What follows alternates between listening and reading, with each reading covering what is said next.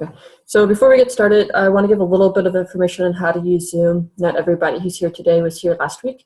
So if you are new to using Zoom and you need to access the rest of your desktop if you're in full screen mode, if you hit the escape key on your keyboard, that will allow you to access the rest of your computer. If you find, for some people, not all people, for some people my video in this top upper right-hand corner is movable. If it is movable, you can left-click it, and that will allow you to drag it around the screen. You might need to do that when I reference the top right-hand corner of our screen today. If you find my video distracting, if you hover your mouse over the video, you can use the minus sign to minimize that, and then you won't see me anymore. Again, please use the chat window if you have any questions. You're free to ask questions at any time. You don't have to wait for me to ask if you have any questions. We found that ends up with a lot of dead space if we try to do that, and that's why we don't. And you'll be able to ask questions at the end as well. A lot of people will try to follow along with this webinar. You might find that I'm going too fast for you to be able to follow along well.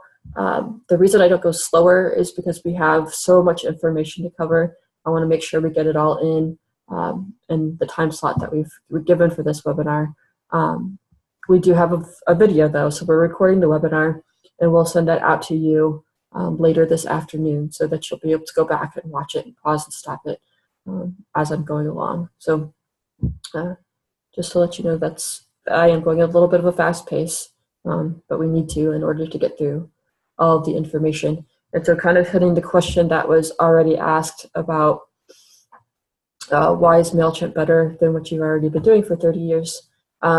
One is if what you're already doing works and you don't want to do this, you don't have to. At no point are we trying to say you have to use MailChimp for your newsletters, because you don't. The reason that we are encouraging people to use MailChimp is because of the way people use electronic communication these days. 60 to 70% of people only check their email on their phone.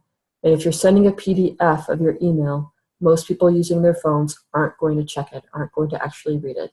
A lot of people will not download a PDF because of the data usage that it takes to get it downloaded. Some people don't have a PDF viewer on their phone, and people don't like to click links on phones. So it's much more difficult to get people to read it. And then once they do open it, if you've used just a PDF, people are going to have to zoom in and out to see your content, whereas MailChimp sizes the content specifically for each device, so it's easier to read. And so that's the biggest reason that we encourage people to start using MailChimp, is because of the way that people interact with their emails. Most people aren't reading them on a full screen, they're reading them on your phone. Okay, so switching over to MailChimp. Let me do a new share.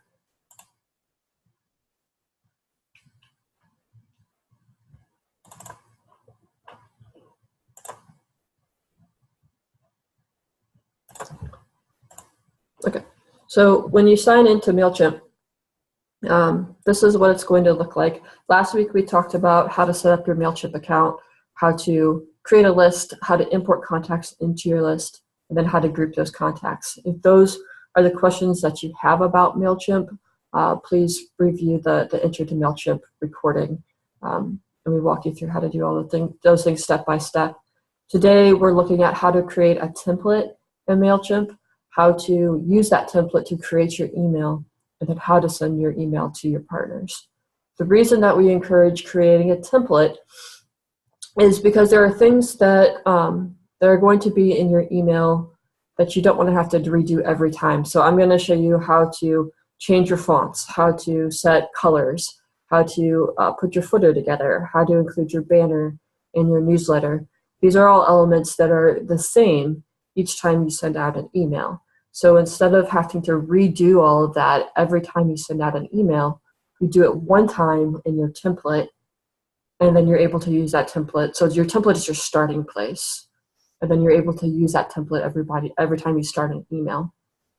So people ask, well, can't I just create my first email and then replicate it or make a copy of it, change some of the content and send it out? The reason that we don't encourage you to do that is it can mess up a lot of your settings. MailChimp has an archive, so it saves your old emails. As you replicate it, and change parts of it, it starts to cause errors in your older emails. If you saved it to social media, it's going to mess with the images in your newsletters. People who click on old ones are going to get the wrong information. It's going to look weird. It's going to have error messages. So there's a lot of things that can go wrong if you're just replicating old emails and changing the content.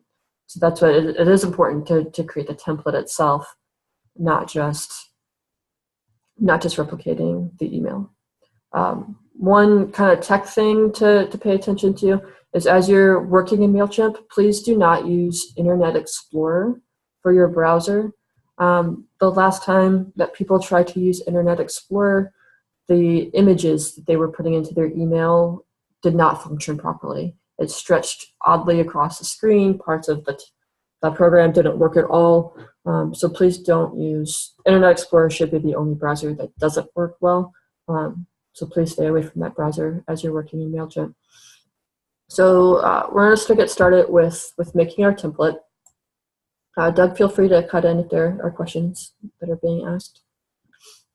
To start working on your template, hover over just the template here at the top menu and left click. Okay, and my video may already be in the way if it's in the top right hand corner.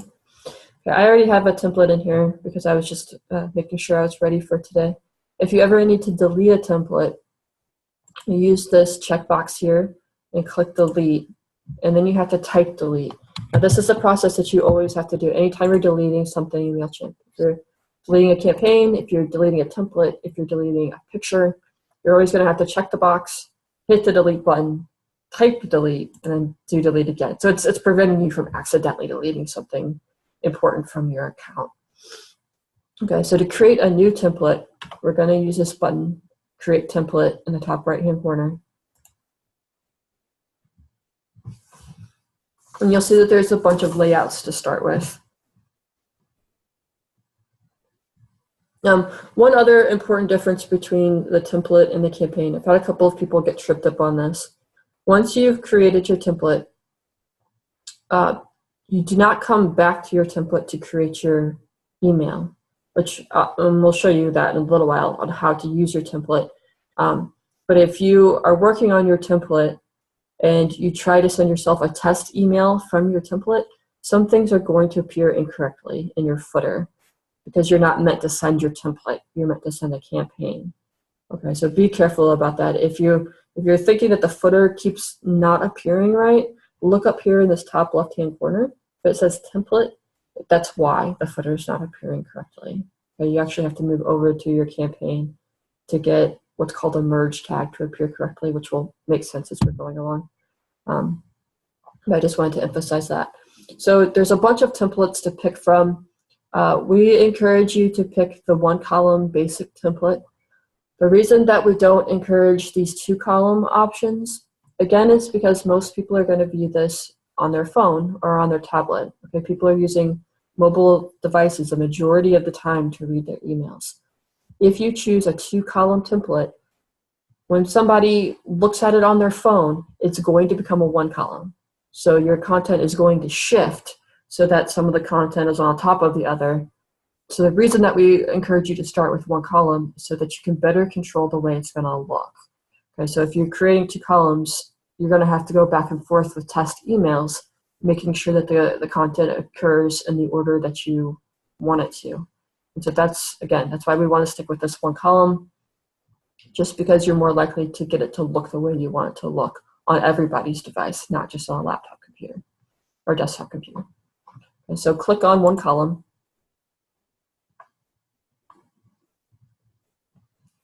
And then the first thing that we're going to do is go over to design. You'll see there's content and design.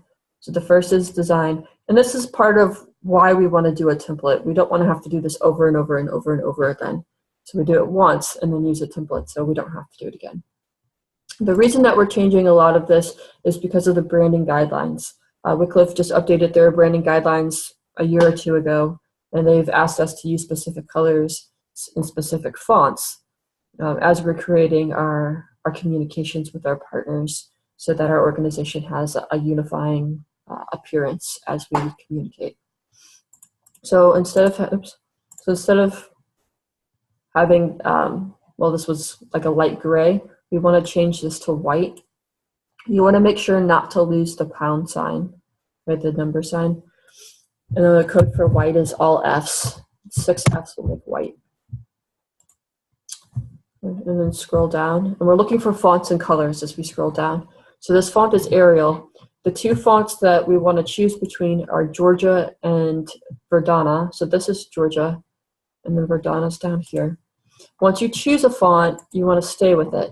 So if you choose Verdana, use Verdana for each place that it asks for a font style. If you use Georgia each time. Don't flip back and forth. You want the color of the font to be black, not dark gray. Black is all zeros. We're going to give you all of these codes. Okay, so I'm going to give you the codes. I'm going to give you the names of the fonts. So if you don't get them right now, don't worry about it. We'll send them to you. Again, I'm changing this to Verdana or Georgia, depending on what you chose.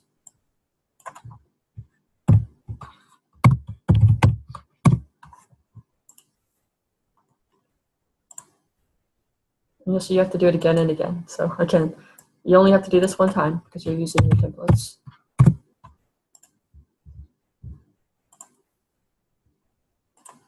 I know I'm going a little bit fast. I apologize for that. That's the only way we could get all the information into the webinar. So you might want to scroll back up and make sure you got all the colors and fonts set properly, and then click Save. And then we're going to just do the same thing for each of these areas. The pre-header is this area at the top where it says view this email in your browser. That's your pre-header.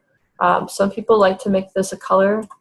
Some people like to make it white. So if you want to make it a color, you would,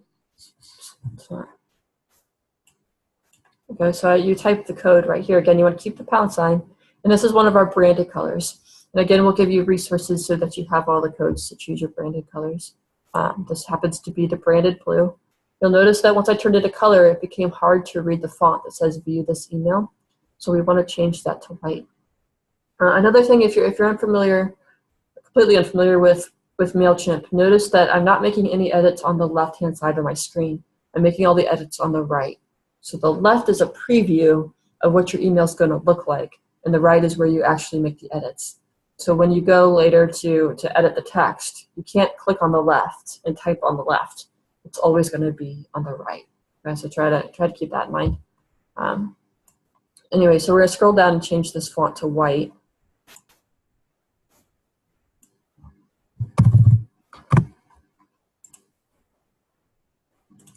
What should I do? Okay, and so the reason I didn't change this to white is because this is a link. This isn't just a font. So we have to go down further and change the color here as well. And the reason that you want to change both, even though there's not currently font at the top, is some people will include their name or they'll include the date up here in the pre-header. So if you're going to write some extra font up there, do make sure you turn it to white beforehand. Okay, so those are the only 3 changes for the pre-header, and then you can click Save. And then we're going to go to the header. Okay, and again, we're doing the same thing. We're just looking for the font to change to whichever one you chose, and then changing the color to black instead of dark gray. So here I'm going to change it to a branded color. You'll see it's not a whole lot different than what I started out with. And then once you've made those changes, click Save. And then we're going into the body of the message. This is already white, so we don't need to change it. I'm going to change this to white. Okay, choosing my branded fonts, changing it to black.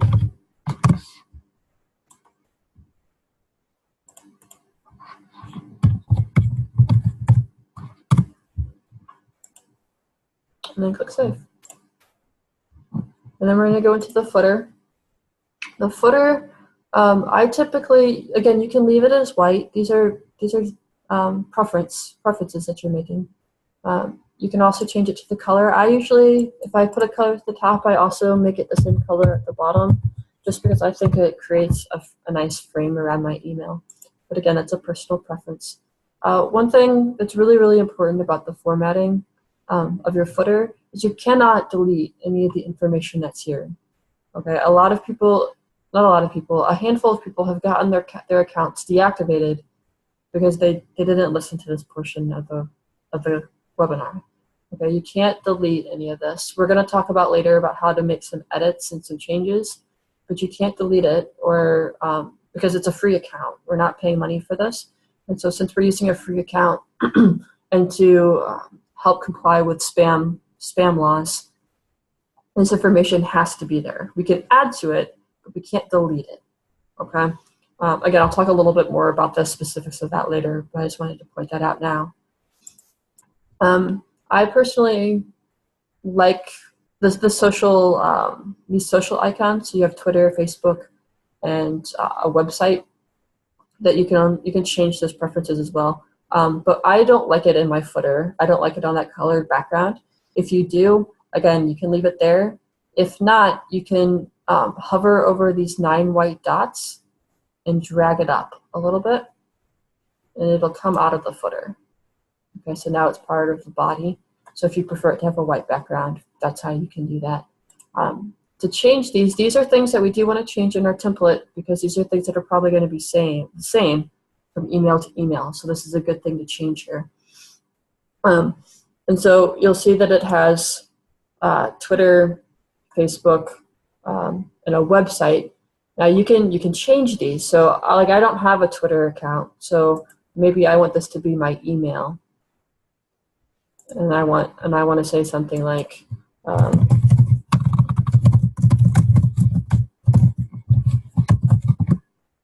and then you have to change this to your email.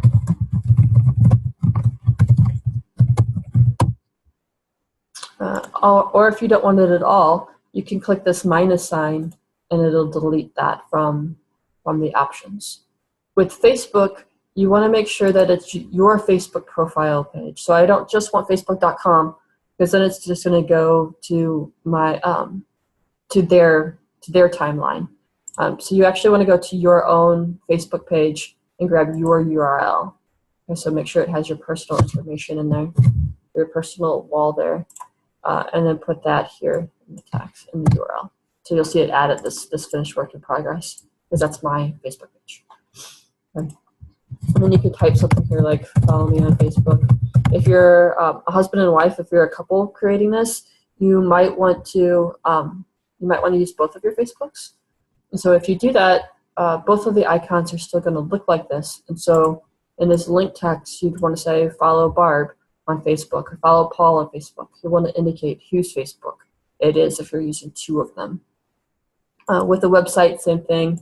If you have a blog or you have a missionary webpage for yourself, you can put that information in here. You can add another one so that if you see there's lots and lots of options for different social media that you can include. I include a LinkedIn on mine.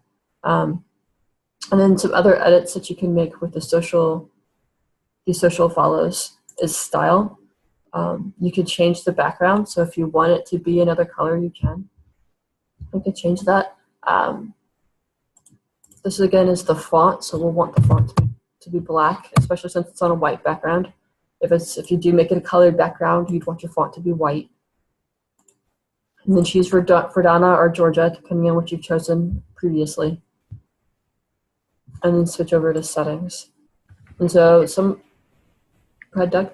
Hey, Jen, someone's asking, how did you get to the social follow section there? It was already there.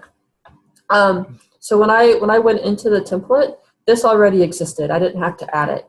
It was just sitting down here. And so I clicked on it. You'll see this little like pencil that says edit block. When you click here, it'll automatically open on the right. And that's how I accessed it. So you don't have to add anything. It's just already present.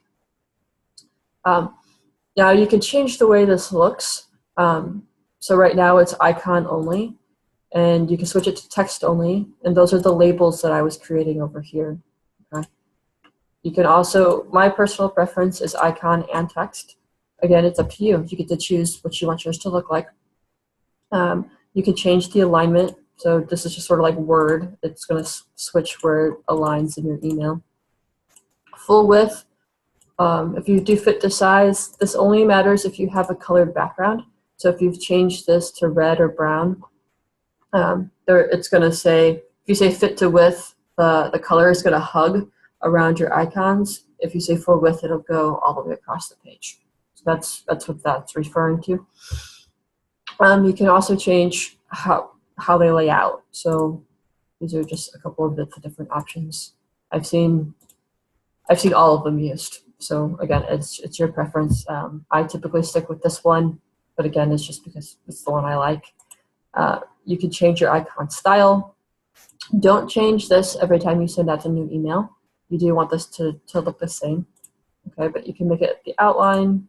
So there's all sorts of things you can do, right? And it really just is personal preference. There's not one that's better than the other, unless you have a dark background. So if I have a white background, I'm probably not going to use these gray ones because you can barely see them. If I have a colored background, I'm probably not going to use the black because it's going to be difficult to see. So that's really the measuring stick there. If it's difficult to see, you should probably change it. So that's how you change your social follows, and then click Save and Close. Some people don't want this at all, and that's okay too. You just use this trash icon, and it'll delete this. Okay. So finishing our footer, we want to change the font to white if you've made it colored. So if you have a colored background, we want to go back in here and change our colors. Oops. And change the link color. And then hit save. The next is mobile style. There are a lot of things in here that you can change. The only thing that I like to change is this pre-header text. Where is it at? Oh, here where it says pre-header visibility. I like to hide this. What it means is when somebody looks at your update on their phone, do they see this top bar on their phone or not? The reason that I choose to hide it is because it becomes thicker. And so instead of being like the skinny bar, it becomes about this wide. And I personally think it appears awkwardly. But there are other people who really like it there. So again, it's a personal preference. If you want to hide it, if you don't want it to be there, this is how you change it. Once you've made that selection, click Save. And then the last thing is monkey rewards. You have to pick one of these or they will default it. So this is the one that will be here if you don't pick one. And again, it's because we have a free account. I like the blue one just because I think it looks closest to our branded colors. Well, I guess I should take that back. I use this one if I use blue. I use this one if I use red. And what that means is like this is blue here. And so if I pick blue, it's going to sort of blend into this blue background. And so since I'm using blue, I would choose the red. There's also monkey heads. You can use a white or gray version. It's completely up to you. This is your preference. I'm going to click Save and Close. And now we're going to move over into the content. So we've been in design, and now we're going to move over to content. Okay. With these, I would go ahead and set your banner. Use your banner. Some people change their banner every time. Some people don't. I should probably explain what I just did there. If your banner is a static image, if it's the same every single time, then this is a good thing to change in your template so that you don't have to do it every time you make an email. To change it, I just clicked on this box, and you'll see that I can either hit Browse here, or I can click Browse over here. It doesn't matter where. It's going to be the same end result. So click Browse, and it's going to take you to a file manager or a content manager. You'll see I already have pictures loaded up. You obviously won't. So to upload one, you use the Upload button in the top right-hand corner, and it opens the file manager on your computer, and you can go through and find the images that you want to upload. This is my banner, so I'm going to go ahead and choose that, and then click Insert. Now you'll notice that my banner has a bunch of white space on the bottom, so if that happens to you, you probably want to delete that, and the way that you can do that is by using the editing features directly in MailChimp. So you'll see on the right-hand side where it says Edit. If I click Edit, you'll have all these options. We're not going to go through all the options today, but I want to show you the crop. If I click crop, it'll allow me to take that white space off the bottom and click apply and save. And now that extra white space is gone. Replace is if you want to pick a different image altogether. Link makes this clickable, so you're adding a website to it. And alt, just don't worry about alt. The other thing that we want to look at is the size. So it says 600 by 155. You do not want to go wider than 600. Okay, a lot of people end up negatively altering the way their emails look because they don't follow this. It's really, really, really important that you listen to the picture size rules. You don't want this to be wider than 600 across because it's going to stretch out the way your email appears. If it is wider than 600, just go into the edit again and use this resize. Make sure that this stays locked. So I can take off the lock. You don't want to do that. And then just change this to be 600 or smaller, but at least 600. And then just click apply and save. And it'll make it 600. So click save and close. And then you'll see it says where it's time to design your email. It's just a blocks of text. This is where you're deciding what kind of content you want to include. This is not something that's set in stone. So if you make it look one way here and you go to send out your email and you decide you want it to be different, I want to add some elements, I want to delete some things, you can still do that. This is just giving you a starting place. So you're trying to think through, what are the typical things that I put in my newsletter? Where do I want to start from each time that I start to write a new newsletter? So that's what we're trying to do here. So this is just a text box. I'm going to just leave it there. We don't need to change the content itself, again, because this is your template. This isn't what you're sending. So some of the other items that are over here, this is a text box. The text is what's already here, so I'm not going to add that right now. This is a divider bar, and what that means is, and so I'm just clicking on it and dragging it over to where I want it to be. You see it says drop block here. When I let go, that's where it goes. Doug, did you have a question? Yeah, Jen, there's a question about your photo. The question is, was your photo already in the template or did you add it later? This whole banner? Yeah, I'm taking that's what they're asking about. I added it. So this is the banner is something that I created using a program called Canva. You can also create this in Word or in Publisher or PowerPoint and any other program. And I got the fonts, I got the background, that red background I got from Unity. And I can show you that at the end of the webinar. The fonts are the fonts that we ask for as a brand, for branding. Again, I pulled those, I created this somewhere else, including the picture. So you can't layer pictures inside of MailChimp. So you can't upload a colored background and a picture of yourself and put them on top of each other in MailChimp.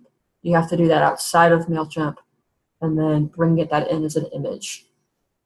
If that makes sense. If you need help creating a banner, let me know. But then I saved that as an image to my computer. And then when I clicked browse originally, I had to click upload and find that, see, this is the image on my computer. So this is just a file on my computer. I said open, and then it uploaded it into my MailChimp. So that's how I got that there. With the divider bar, you'll see that it's a gray. Some people use these to separate content in their newsletters. So the top part of it maybe is ministry updates, and the bottom half is personal updates. And so they use this divider bar to have a visual indicator to their partners that they've changed subjects. So that's just an example of how you can use that. You could change the color of it. So again, of course, I'm going to recommend using the branded colors. And again, we're going to give you all the color options with the FAQ so that you'll have the codes to use when you're ready when you need them.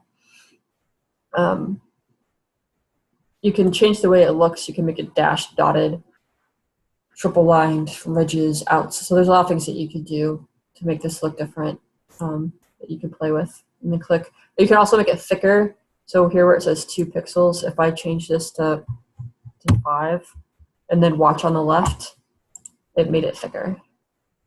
Okay, so that's just another option that you can play with.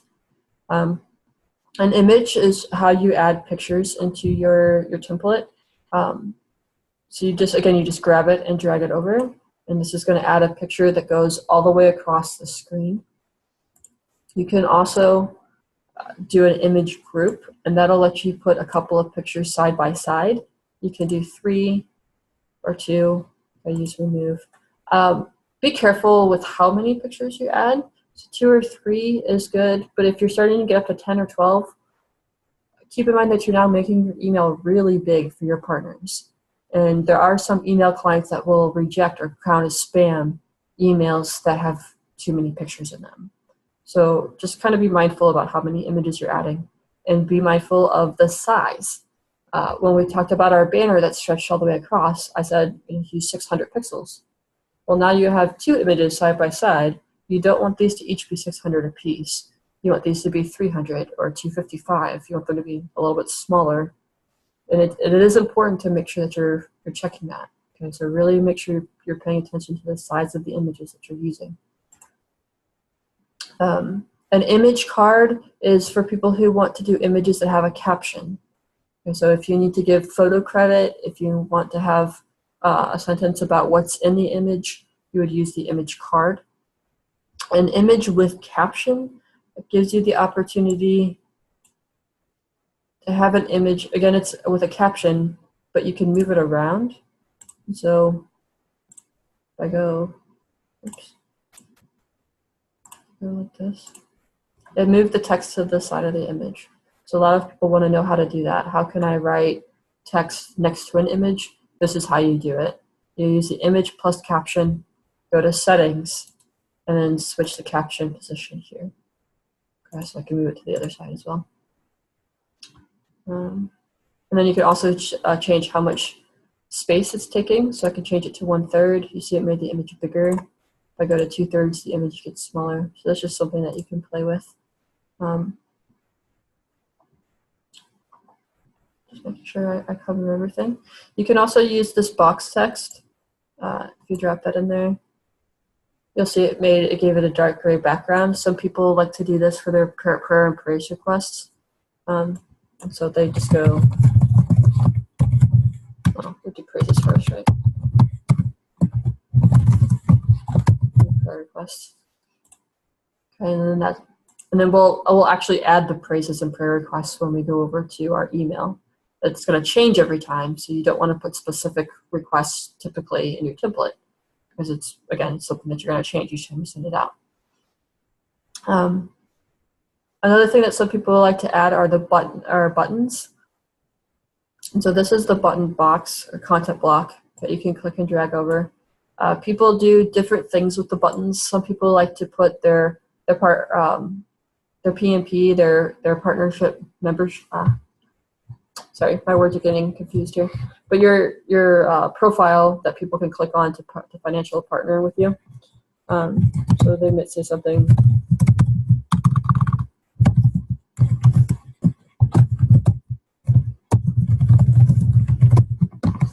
Might say something like that. You're going to have to put the web address in here. So you would actually want to go over to your personal missionary page and grab that URL and then put the URL in here. If you don't put it there, this is just a picture. It's not a button. You have to have that web link in order for people to be able to click on it and go to your personal missionary page.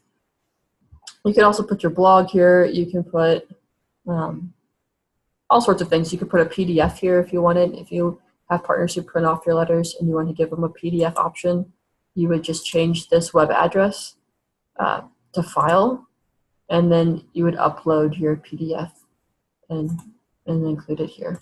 So that is the way that you can do your PDF. You can change what the button looks like.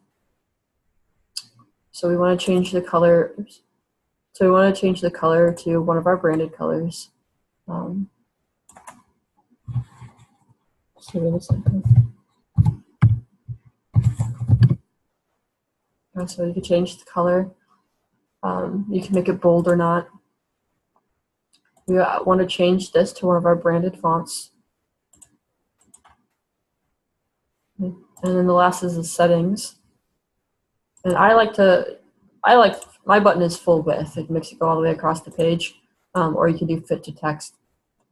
One thing I want to point out is all these buttons that we've created. So we have the follow me Facebook, website links, your social media links, this partner with me button. Typically, if you don't talk about these links in your newsletters, most people aren't going to click on them. Most people won't even see them.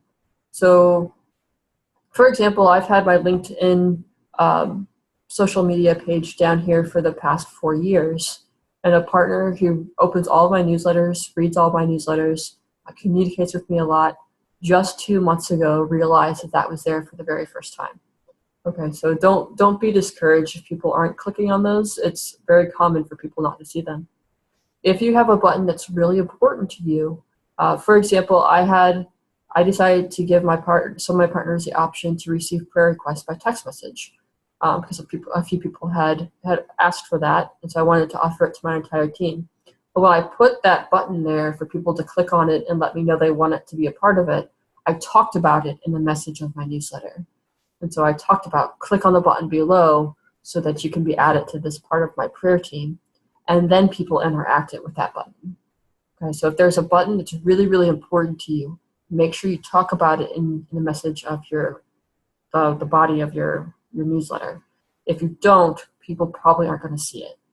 So it doesn't mean that they didn't want to click on it or they didn't want to be a part of that. They legitimately might not have seen it at all. Okay? You have to think about our attention spans nowadays. That's why we encourage you to write shorter newsletters, right? Because people don't look at all of the details anymore. And so if there is something that you really want people to see, make sure you talk about it. The last thing that we need to edit is the footer. You'll see that there's also a video here. So if you want to edit, if you want to include videos, that's how you would do a video. I wanted to talk about the footer a little bit because this throws a lot of people off. Again, we cannot change this information. Okay, so where it says copyright current year, you do not need to type the current year there. It's called a merge tag, and it's automatically going to generate the year. So in 2019, you wouldn't have to go back and fix this. It's automatically going to update to the next year. It's the current year. Same thing with list company.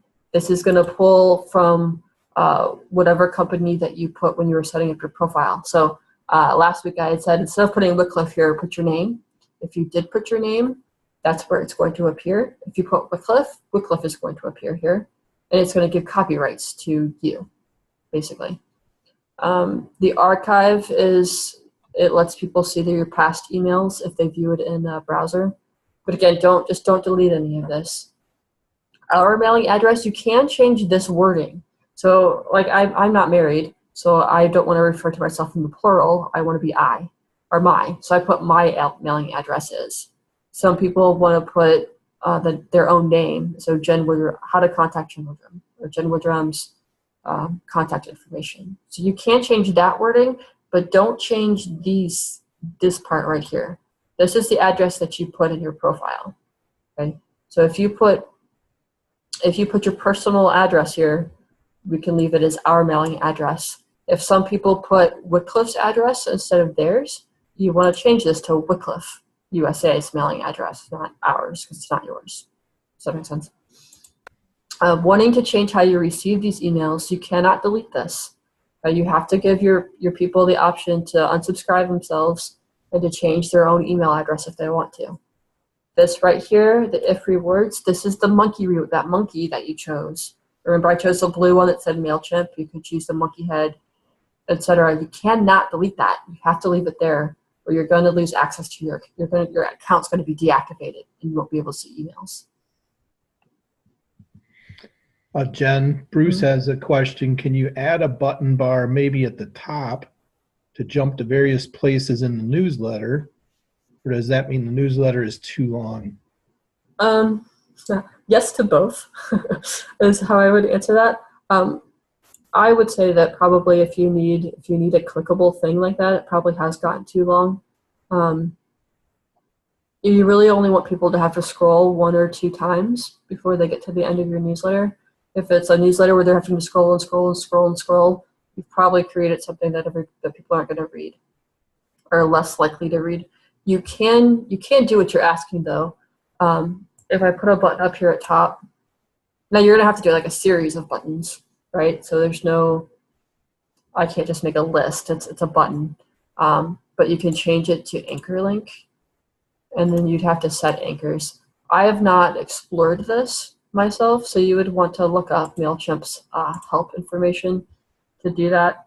But I think you also hit a really salient point that probably if people are needing those, you've made your content a little bit too long. Moving back down to the footer, I mentioned earlier that you can add information, so don't delete. I know that I'm saying that over and over and over again, but I've had at least 4 or 5 people who deleted this and then couldn't figure out how to get their account reactivated.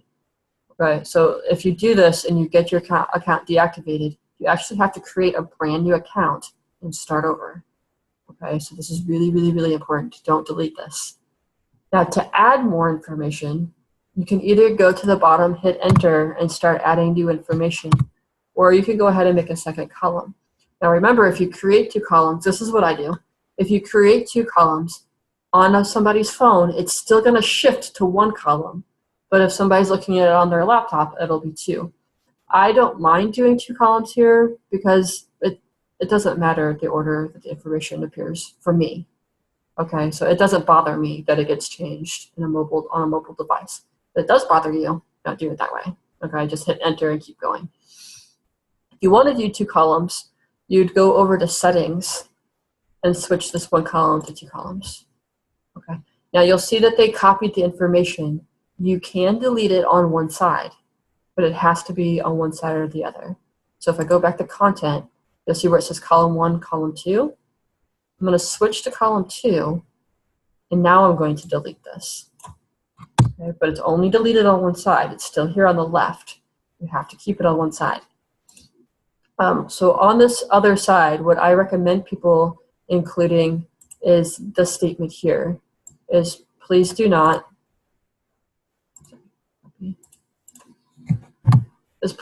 put, you don't have to put this part, you do have to put this part. So when we're asking people to partner with us financially, some people like to send a check to Wycliffe. You don't want them to put your name on the memo line. This is to be compliant with IRS guidelines. Okay, so to be compliant with IRS guidelines, we don't want people to put our names on the memo line. We want them to include a separate note that says preference for the Wycliffe ministry of your name and then your account number.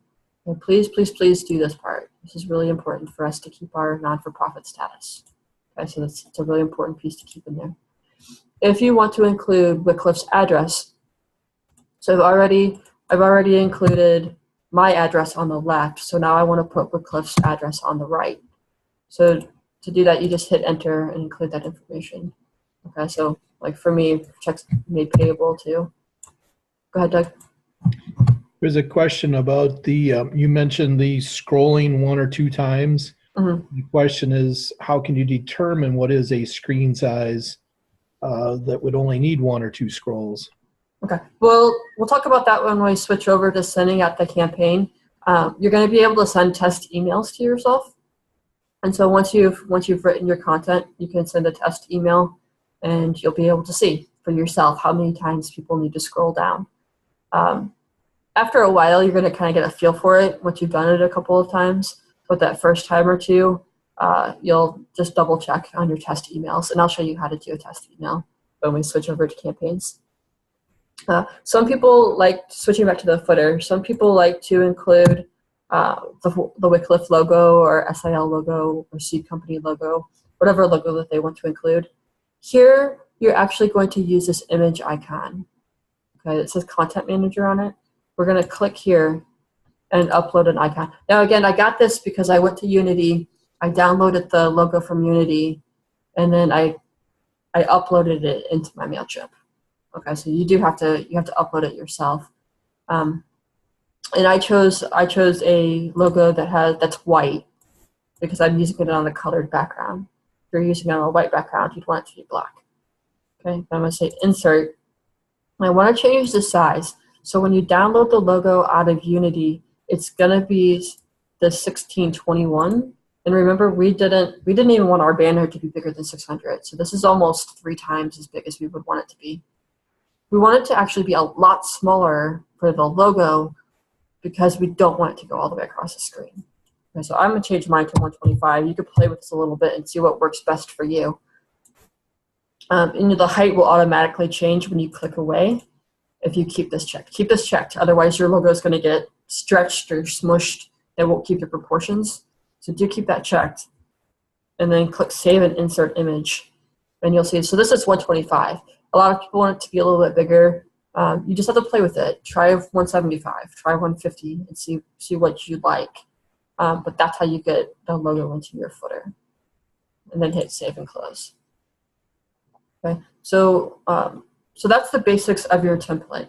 Again, you're including the information in your template that you want to be in all of your emails. Okay, so once you've finished your template, you click Save and Exit, and give your template a name. So you can do newsletters, prayer updates. This is just for you, so whatever's going to be helpful for you. And click Save.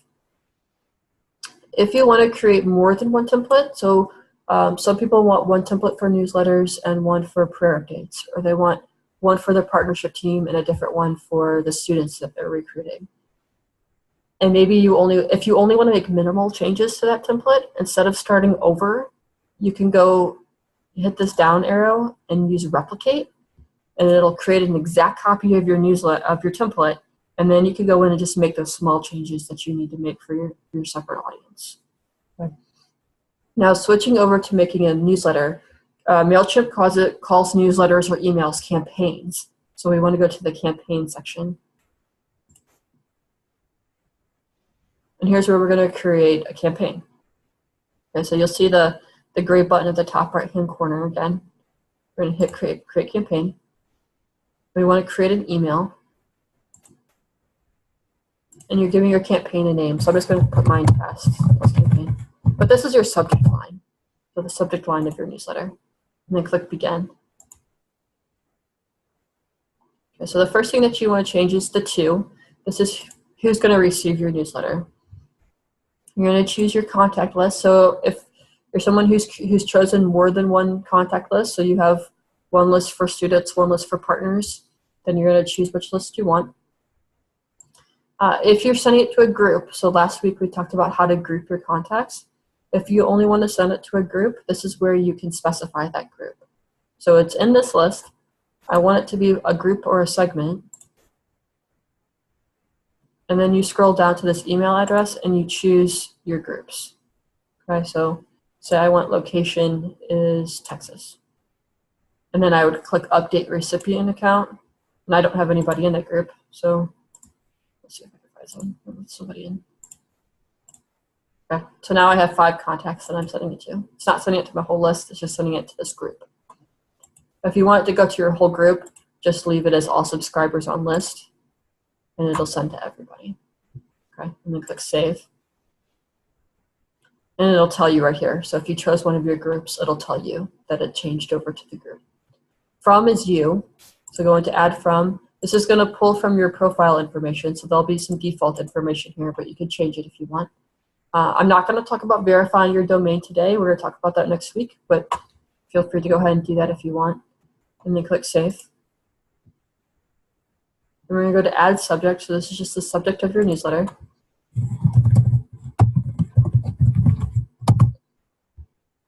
And then this preview text is actually pretty important. They say it affects like 24% of people only open emails based on what's written in the preview text. Preview text is referring to, let me show you a good example. Okay, so you see on Wycliffe's, this is one from Wycliffe Bible Translators. So this is who it's from, this is their subject line, and then this is this extra line of text right here, share your favorite quote. That's what you're deciding, that's what you're picking when you write this preview text. When you write the preview text, you're picking what comes in that third line. So maybe it's the first line of your email, maybe it's a special quote from within your email. But you don't have to personalize it, it's optional. But again, we're competing for people's attention, basically. And so if that 24% is important to you, that 24% may only open your email because they really like what you typed right here. Okay, so it's just something to keep in mind as you're putting these things together. The last step is the content itself. So this is where we're going to use our template to create our email. So we click Design Email. And to find our saved template, we're not going to scroll down. We're going to go up here to this menu and click Save Templates. Okay. This will eventually create a preview, but since I just created it, there's not one here. But just click on your template.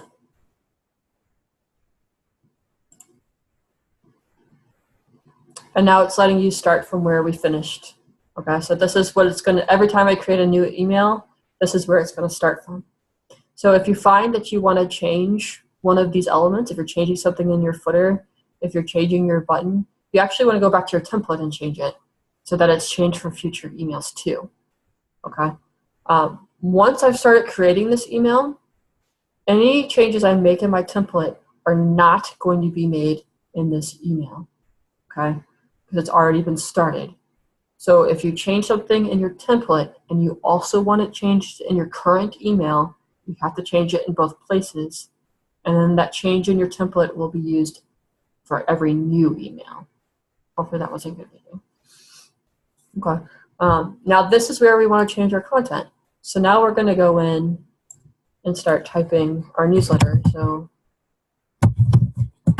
if you don't change this, they won't let you send it, by the way. They're not going to let you send it with your default text.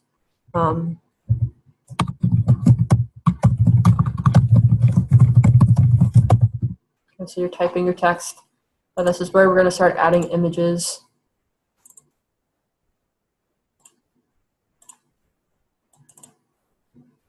Okay, so this is just, I'm doing the exact same things that we did in our template. Now you'll see that it's telling me my proportions are off. One of these is longer than the other. It's asking if I want to fix it. You see this is 600 by 600. That's too big. I would need to change the size.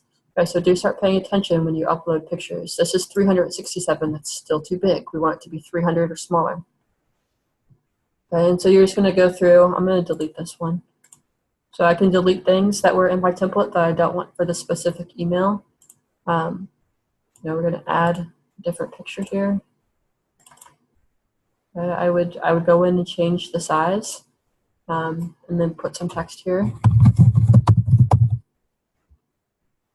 I'd go down to my praises and prayer requests, and go ahead and put my praises in. So I'm putting the prayer requests. And you could change how this looks kind of strange, right? So you want to play with this a little bit and make sure it's appearing correctly.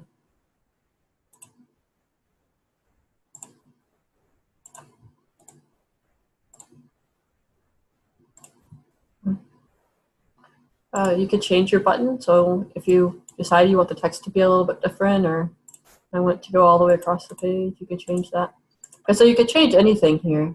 But hopefully you're only changing the content that's new to this newsletter. Once you've made all of your changes, you click Save and Close. Okay, and you'll see that it's starting to give checkboxes or check marks. You have to have these check marks in order to send your newsletter. Okay, so once you've done all those steps, we're going to do the social media next week. We're not going to worry about it this week. Once you've done all of those steps, you can go ahead and send it. Now, if I click Send, it's going to send my newsletter immediately. The other thing that you can do is schedule. And the reason that you would schedule is because there's research that shows that there are specific times and days that typically get more opens than others. Now, this isn't something that's foolproof. Okay, to some degree, you have to kind of feel out your own partnership team and see what's going to work best for them. But the research shows that Tuesdays and Thursdays are typically the best days of the week because people aren't just starting their work week. They're not getting ready for the weekend. So those are typically good days. And then they typically encourage, as far as times, to do it between 6 and 7 a.m. or between 12 and 1 p.m. The reason for that is people are just arriving to work or they're just coming back from lunch, and now your email is at the top of the list. Okay. And so they're just little tricks to try to get people to open your newsletters. I personally notice a pretty big difference between open rate and when I send it. Some people maybe don't. One thing to check is your time zone. So I'm in Central Time Zone. If I put this at 6 a.m., it's going to go out at 5 to most of my people. Okay, so make sure that you have the right time zone when you're setting a specific time. Once you have your time, once you change this once, it'll always stay that way, so you only have to edit it once. Editing is going to take you completely out of your campaign, so you're going to have to go back into your campaign if you edit this to schedule. But once you've set this, you can click. These options aren't available to us. These are all for paid accounts. But once you set this, click Schedule Campaign. I didn't schedule mine for a time in the future because I forgot to change the calendar day. So make sure that you have the right calendar day.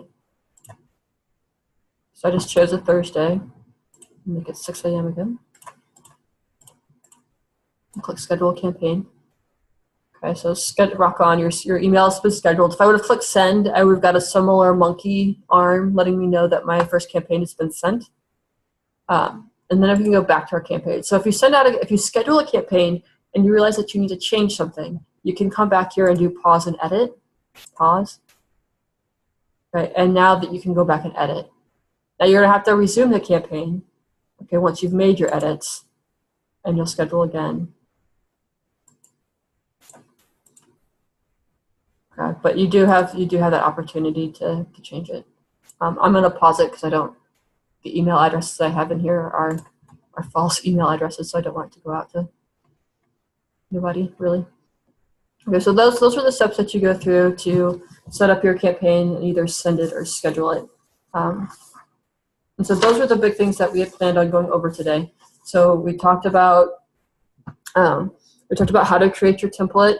We talked about how to use that template to send a campaign, and then we talked about how to send that campaign. And remember, campaign is the fancy word of MailChimp for email. So that's how you send your emails. Switching over to this website real quick. So this is the website where you probably registered for this webinar.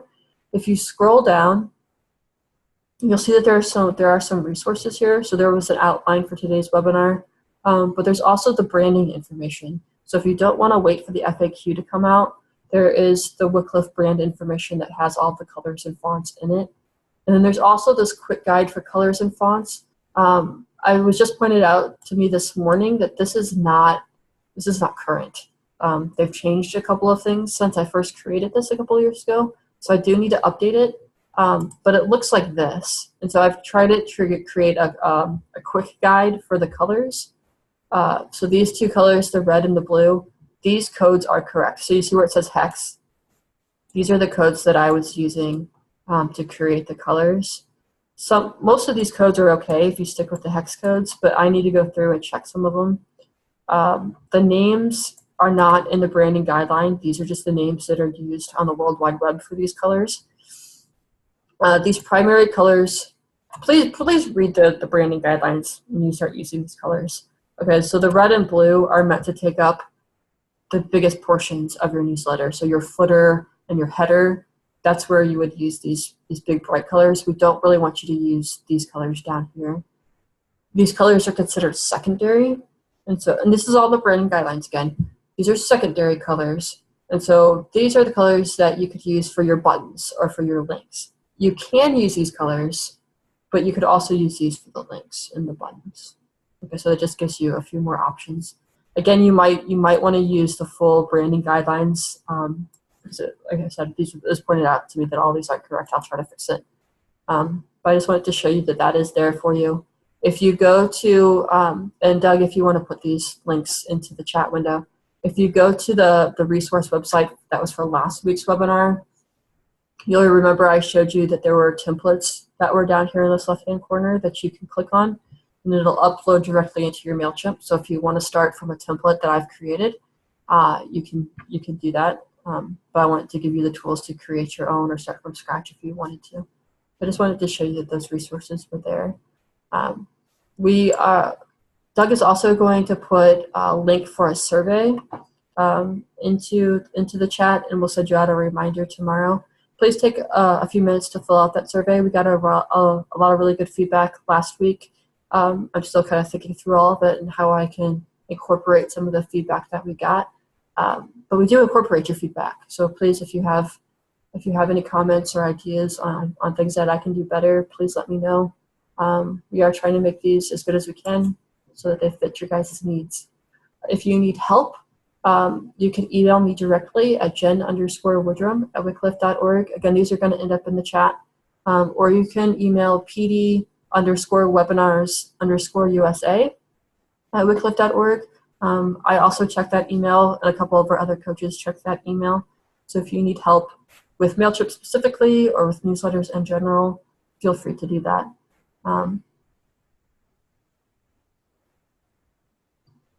So I want to check to see if you guys have any other questions before we end our webinar for today. We will have tips and tricks next week, and we have advanced tools the week after.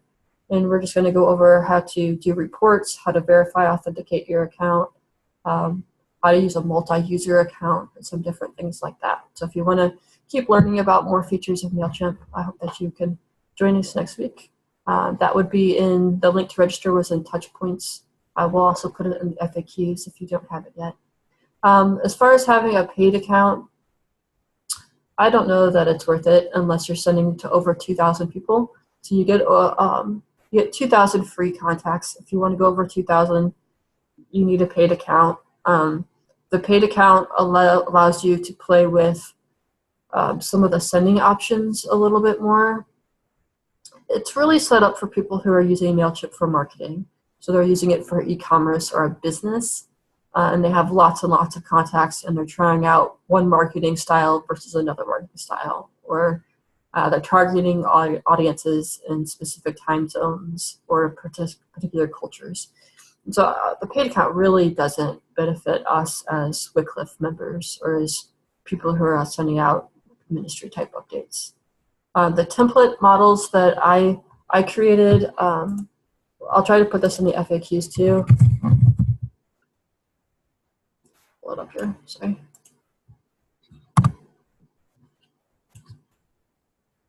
We can also throw this in the chat too. There's the website. It's down here at the bottom. This is where the templates are. So if you want to see a sample first, click on the sample.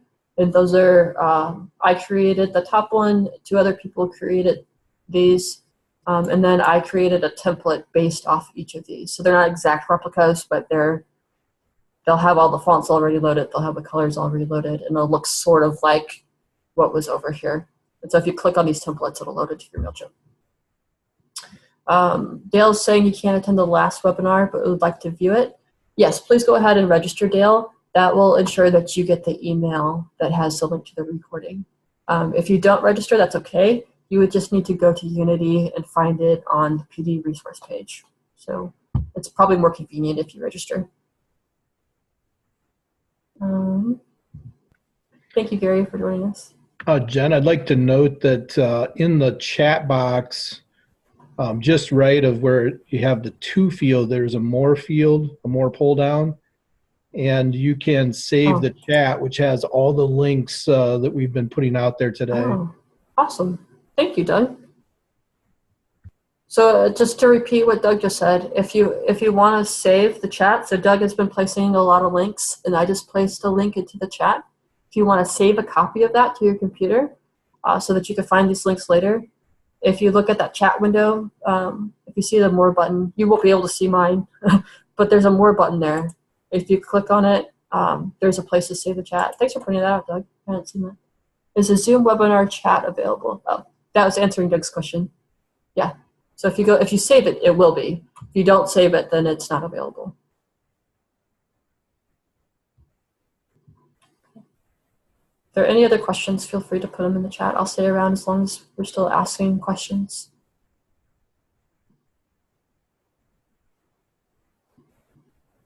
I see a question that was asked earlier that asked if there's a way to update the templates.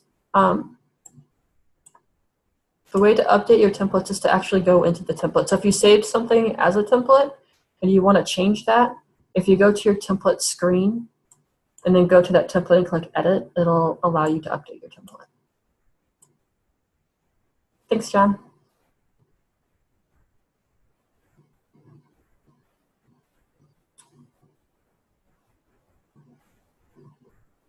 Oh, one thing that I forgot to talk about on the campaigns. Sorry, I should have gone over this. I meant to do this a lot better. With your campaigns, when you're getting ready to send out your campaign, before you do that, a lot of people, they want to send a test email or they need to get their newsletter checked. If you need to get your newsletter checked, you want to go into this preview and test and send a test email. One thing is if you have more than one person that needs to read your newsletter, so for example, if your PD coach needs to read it and your launch coordinator needs to read it, instead of putting both of their emails here, we prefer you to send the test to yourself and then forward that email to your PD coach and to your LC. And the reason for that is that the PD coach and the LC want to be able to see that each other received it. And also the LC is going to be sending edits to the PD coach. And so it smooths out the communication process if you send it to yourself and then forward it. This is also the way that you can send it to yourself to see what it's going to look like on different devices. So if you send it to yourself and open it on your computer and then open it on your phone, you'll get an idea of what it's going to look like in each place. You can also go into preview mode, okay, and it'll load. And you'll see it says desktop and mobile. And so it'll give you an idea this way as well of what it's going to look like on both of the devices. Okay, so sorry I didn't mention that earlier. I meant to.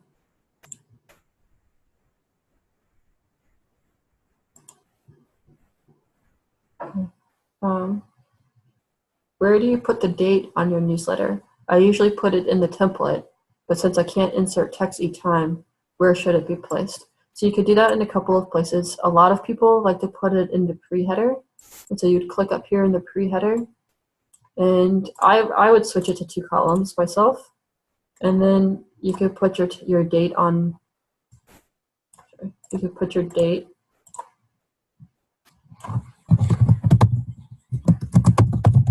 And have your date up there on the top. Some people also will put it down here. So they'll put a little extra text box here and include a little heading that has the date. So either way, whichever one works best for you. I don't know that I personally put the date each time because for me, this is totally my personal preference. Most people don't do this. This is just me. My feeling is that they know what date it is because it's the date that they're opening it on. And so I don't feel the need to include a date. But like I said, most people do. And so it's a personal preference. Mac operating system chat windows doesn't have a more button. At least I can't see it. Okay, Bruce, I will go ahead and save the chat.